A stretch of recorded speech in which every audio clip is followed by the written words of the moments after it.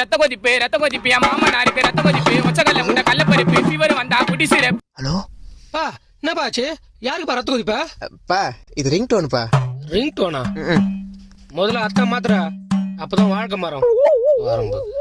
சரி நீ தூங்க. ஏய் யாரா அது போன்ல? அது ஃப்ரெண்டுப்பா. மணி 1 அத்தராத்திரில எந்த ஃப்ரெண்ட் ஃபோன் பண்றது? அது பித்தமுச்ச ஃப்ரெண்டுங்கெல்லாம் அத்தராத்திரில தான் ஃபோன் பண்ணுவானுங்க. நீ இத்தனை நினைக்காம சித்தியை நினைச்சுனே தூங்க. நான் 10 நிமிஷத்துல வந்துடுறேன். சித்தி நினைச்சுனேவா? அவளை நினைச்சு எனக்கு தூக்கமே வராது. ஹலோ சொல்றி.